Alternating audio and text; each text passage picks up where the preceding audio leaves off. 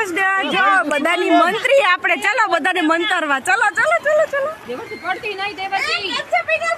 જય શ્રી કૃષ્ણ કેમ છો તમે અહીંયા ભૂલા ગયા જય શ્રી કૃષ્ણ એ ડોહિયો જય શ્રી કૃષ્ણ મજામાં તમે કેમ છો બસ મજામાં તમે ભૂલા પડ્યા હા તમે પડ્યા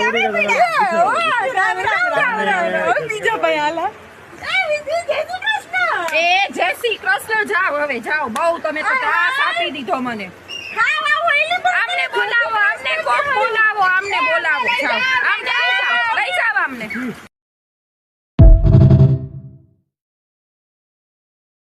इस लड़की की वीडियोस मुझे बहुत अच्छे लगते हैं। बहुत पहले से देख रहा हूँ मैं इस लड़की की वीडियोस। तो मैंने इसकी प्रोफाइल चेक करी तो मुझे लगा कि इसके 8 या 10 मिलियन फॉलोअर्स तो पक्का हो गए होंगे। मैंने देखा यार इस लड़की के इतने मेहनत करने के बाद भी सिर्फ 1 मिलियन फॉलोअर्स।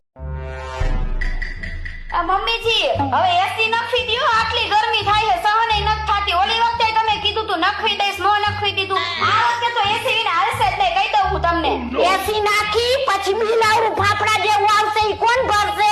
ઈ મમ્મીજી તમે ગમે ઈ કરો પણ મારે તો એસી જોઈશે જોઈશે ને જોઈશે તું ગમે ઈ કર એસી નહીં આવે નહીં આવે નહીં આવે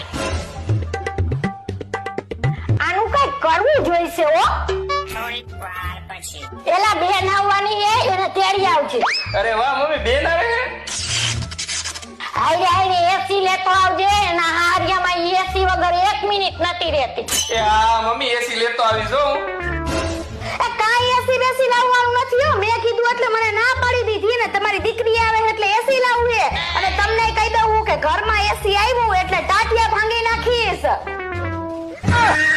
गोलमाल है भाई सब गोलमाल है